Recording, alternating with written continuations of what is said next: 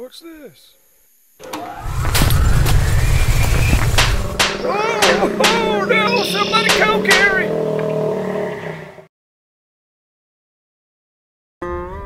Alright folks, we got what has been said to be an emergency call all the way up here to Kirbyville from Gator Country. It's been about an hour-long drive. They say they've got a massive 10-foot. This animal is eating every cow in the county, alligator.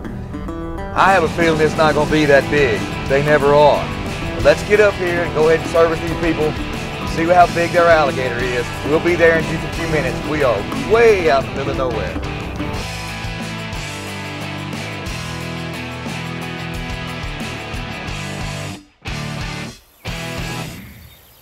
Gator Country's Gator Rescues, brought to you by Daly's Hunting Fish, for all your specialty hunting and fishing needs.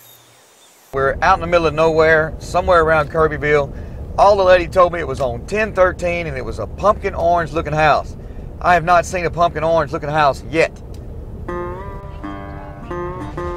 I'll tell you what, I believe we found our pumpkin orange house. Looks like a real nice place to me. I just think they like the color orange. Yep. Well, they got a light down there too. As soon as we pull up to the house, they're waiting on us. They jump in their golf cart and immediately take us down to the pond where this big monster's waiting for us.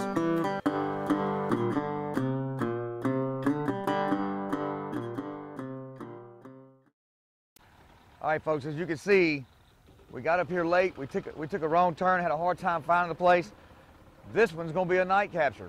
We're gonna actually have to do this one in the dark. They went up to get us a couple flashlights. That way we can actually see his eyes better. This is a really big pond and we're gonna have to do it at night. Alligators' eyes glow really good when you hit them with a flashlight. That's why we need all this light. Flashlight, all right. Okay, that'll work. If he's there, we ought to see his eyes in a little bit. It's gonna have to get a little darker. Did you see him today? Oh yeah. Yeah? Yeah, we've seen him several times today. How big do you think he is? He don't look like he's that big. Well, the first call came in from the game warden and said y'all had a 10-foot alligator up here. So then, Nobody said that. then I called up here and talked to somebody, and he said it looked like from his eyes to the end of his snout was 12 inches, which means a 12-foot alligator. It's 1 inch, 1 foot per inch Oh my. on the snout. For example, if it's 6 inches from the middle of the eyes to the tip of the nostril, Right. it's a 6-foot alligator. So, no, that's how that works. So when y'all told me 12 inches, I went, wow. Well, the head itself didn't look like it was that wide. Right, right. Okay. Well, we'll figure it out here in a little bit. We'll see him at night. You got him? Okay. So, like, he just found him over here. Let's go check it out. Swamp people use guns. We use our hands. They cheat. So like he said, he found him. Remember, this came in as a 10-foot alligator call, right? Finally, from the light that Jana's holding, I can see its eyes. Yeah, holy cow. You gotta be kidding me. Keep your light right there. Is this the 10-foot monster that we were looking for? Oh, I couldn't set it over by your legs. Golly dang. Look, who's that? We'll have to wait and see. Hey guys, stay tuned through these messages. Look out, don't get bit. Thanks for coming back to Gator Country's Gator Rescue. Now, let's see if we catch this alligator. All right guys, so now we're back. Is this a 10-foot monster that we're chasing? I throw the hook right over his back. And when I set the hook, I move him 5 yards. I realize real quick, this ain't the 10-foot monster we were supposed to come get. Yeah, you never know till you get him in. I got him, but I'm telling you, I cannot believe he drove this far.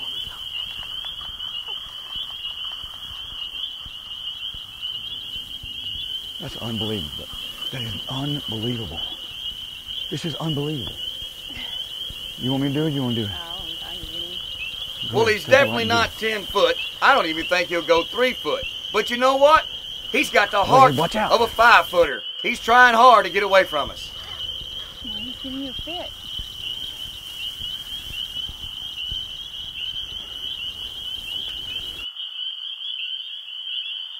For a bigger gator, normally we'd take the rope and put it around his neck and then pull him up. This alligator doesn't need a rope at all. He's going to flop and flap around. Finally, Jana's going to reach down and grab him by his tail and pull him on the land. I think she can handle this all by herself. Other side, Mom. He does come up with his mouth open though. I promise you, if he could have got you, he would have bit you. Now, you guys got to tell. Somebody told me this was supposed to be a 10-foot alligator way up here. Wow. All right, They meant 12 inches for the whole body. you didn't get the tape, huh? No, All right, I'll go get the tape. I have batteries. All right. Of course, there's always an issue with the tape. I've got to walk all the way over to the truck just to get the tape. Meanwhile, the landowners want to be sure they get their pictures with this 10-foot monster.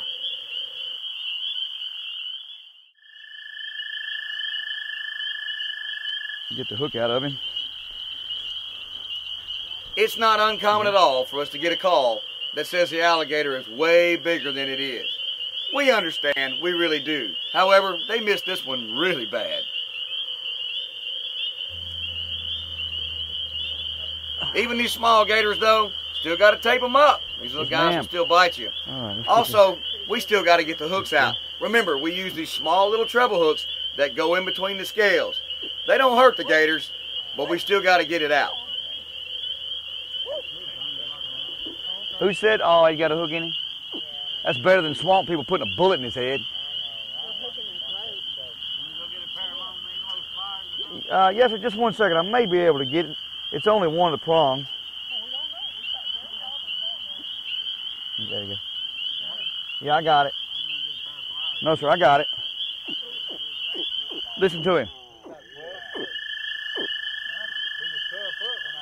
He's calling his mama. All right. Settle down. All right, who's ready to hold him and do a picture here? Come on, Jasper. Oh, there you go. Don't let him go in the water now. There you go.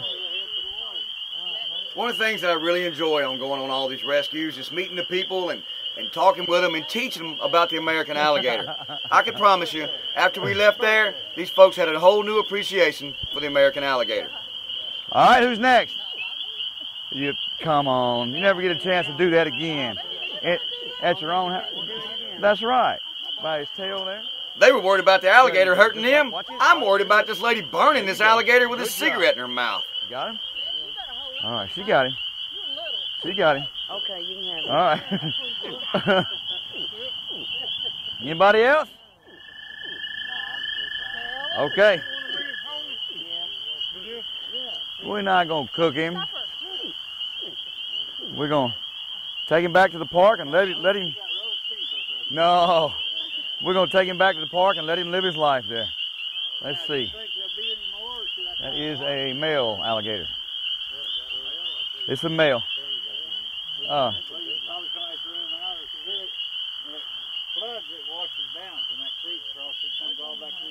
That's probably where he come from then. And he ain't the only one around either. I can promise you that. He ain't the only one? No, man. He's too young to be up here by himself. There's more. He's in good shape too. He's real healthy. Got really good osteoderms right here. No, he's too little to eat puppies right now. But he's probably about 3 years old. Yeah, there's more here. There's no question. One of these folks' main concern was, where'd the alligator come from? Some of them are. We actually found out that there's a little small bayou right across the street from their pond.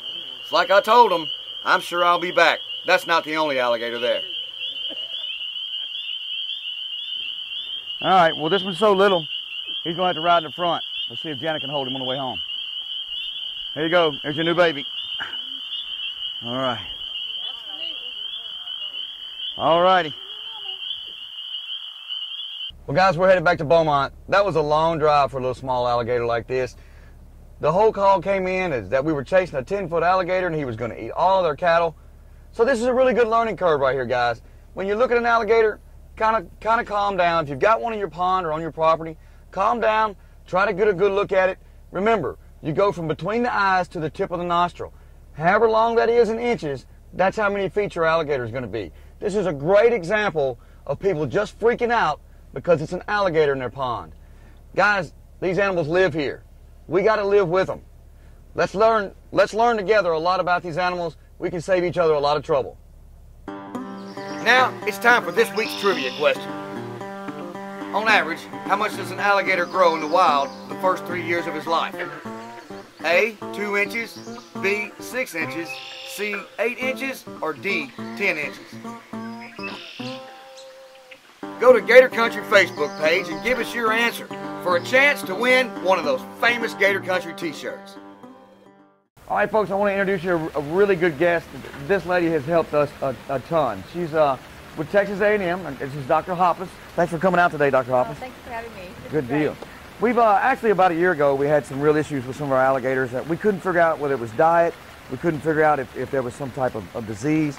Dr. Hoppis really helped us out. We took a lot of our alligators over to her facility, and we were able to look at it. And, you know, really, it was a mystery. And now that that's all over, what do you think happened? Well, we actually initially thought that this was going to be something like West Nile virus. Correct. West Nile virus not only affects birds and people, but can also affect alligators. And it's one of the known causes of neurological disease, which is what your alligators were showing at that time. The other thing we were worried about was a nutritional deficiency, since a lot of these were the initial group of alligators we got that were basically from an alligator farm. Right. And because the animals get a lot of treats here and may not eat as good of a diet because they're just full of, you know, basically being fed by the public. We could not find anything either in our diagnostic test that we ran on the live ones or on the necropsies that we ran on the deceased ones. Right. There were no lesions of nutritional disease. There were no lesions of any type of viral. We had 3 different universities working on this project. You did. You had A&M and A&M, Louisiana, Georgia, and we also contacted people at the state laboratory, and they actually assisted in one of the necropsies and did the testing for us.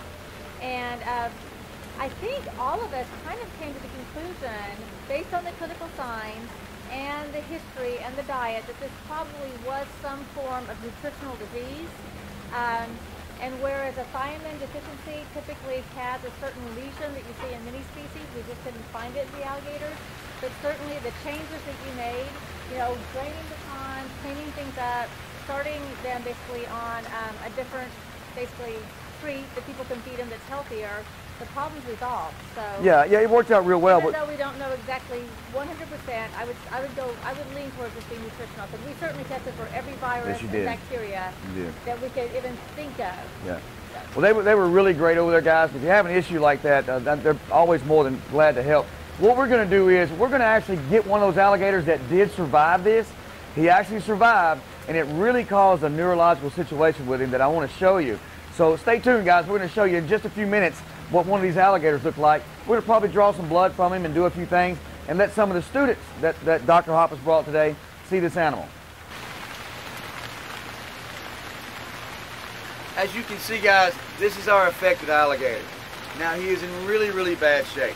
It's a spinal issue. It's really, really crooked. What we're going to do is we're going to try to catch this alligator and bring him on out so Dr. Hoppis can give me her opinion on what this is all about. As you can see, this animal feeds really well. He's constantly wanting to eat, just like a normal alligator. So we're going to go ahead and catch this alligator and get him out so Dr. Hoppis can tell me exactly what she thinks. What we did, we just caught this alligator out of the pond, put him on the deck. We're gonna tape it up so we can make it safe, so Dr. Hoppis and her crew can look at it and kind of assess the alligator, see where we are with it.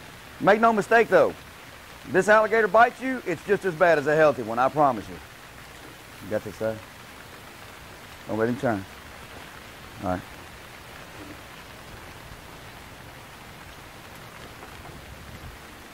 Boy, that's tough. Right here. I need you. You just keep that rope. It's good.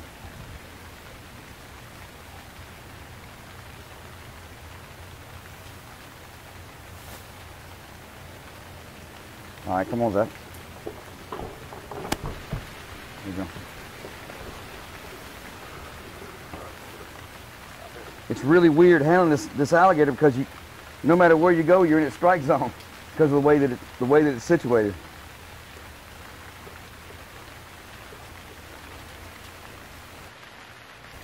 All right, folks, we got him all taped up. When we come back, we're going to hear what the doc has to say about his situation. All right, that'll be good. Now let's go back in the day. These are the days before all the professional cameras came out, and we used to shoot all this stuff ourselves. On a really cold day in December, this is what could happen to alligators. One of my staff and I are talking about this alligator is actually frozen in the ice. He's trying to do everything he can to survive. He's got his nose stuck through that ice, and he's breathing. The problem is, once they get too cold, that animal actually loses control of its body muscle and its muscles. And he'll actually sink underwater and drown. That animal has actually made a decision to rest and get frozen in that ice. That's right, so we keep him up. That's right. Let's go, this is the juvenile alligators. Let's go take a look at the big alligators and see how they're dealing with it. All right, man. Kind of like seals come up out in Alaska, they poke those holes up so they can get their nostrils through. Alligators do the same thing. These holes are their breathing holes. They'll lay down in a suspended animation state of hibernation. When they need to breathe, they'll come slowly up through those holes, sticking their nostrils out and getting a breath of air. You'll notice the alligators are breaking that ice with their snouts. They're putting their air nostrils just above the water to breathe. They are like in a suspended state right here. This pond right here is where we house about 30 big alligators, anywhere from 6.5 foot up to 12 foot. You see, these guys are acting a little different. They're actually going up and down, up and down. Now this pond here in the middle is only about 8 inches to a foot deep. On the sides is about 8 foot. You'll notice it's not frozen out there, but right here it is frozen. These alligators are in real shallow water, and all they're doing is pushing themselves up through the ice and getting a breath of air and going down. The American alligator has the ability to survive this cold weather that the crocodiles don't. Now, if it gets too cold, we're really in danger with the American alligator as well. This is the state of animation that the American alligator can put itself in. You can see the entire body of the alligator. That alligator looks dead. He's not.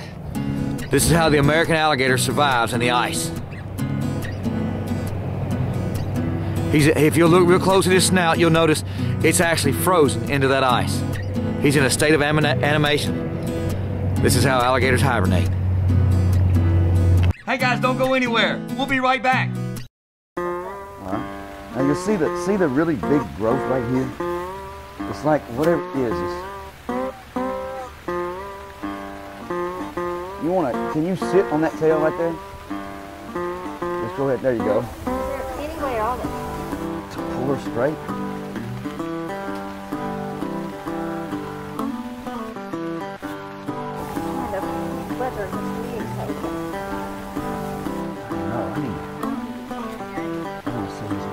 This is a male.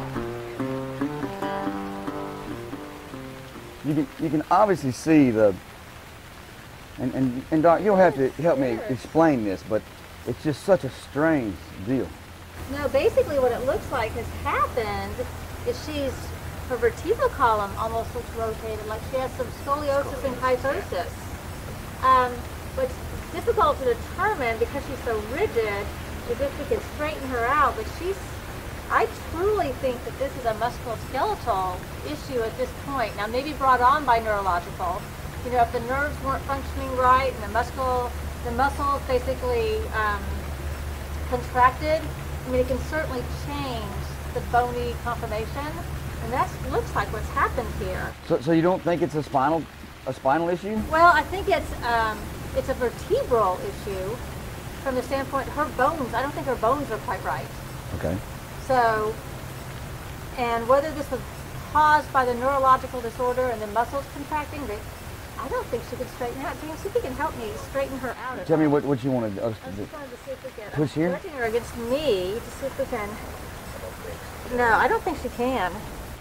I mean, not that I've done this on a healthy alligator to see how easy are those. But I think no, I will tell you, they do move. They move a lot different than this. Yeah, so I think she's got contractures and muscle and bone issues that he cannot straighten out. Now, whether or not this is related to what happened a year ago, it started then, correct? It did. Let me ask you this. Was he already contorted at that point? Yes.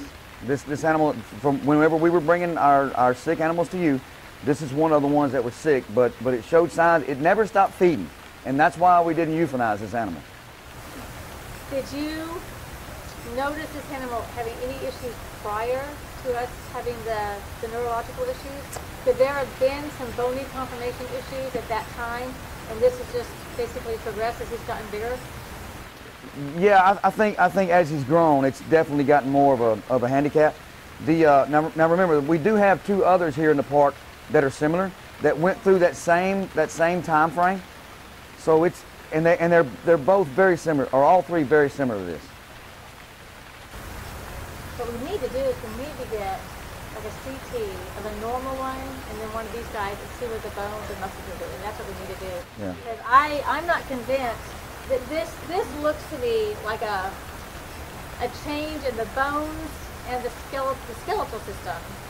And I don't think this animal can now straighten itself out. No. I think that there's contractures. Now, could that be just from the standpoint of if you have a head tilt long enough and the muscles contract down, you just can't pull them back? It could be muscles. I mean, if you think about it, people get contractures of the muscles when they are paralyzed and they can't hardly move them. I mean, people get literally contractions when they can't move their arms. This could be muscle contracture. This animal has been in this position for so long now that he no longer, the muscles won't allow him to, contract out. Okay. All right, guys. Well, as you can see, Dr. Hoppis from Texas A&M says going to live a pretty good life here in captivity. Wouldn't do so good in the wild. There's really not a whole lot we can do for this alligator. He's going to be crooked. However, he eats well, he swims around, and he gets along great. You guys want to see Quasimodo? Come see him at Gator Country.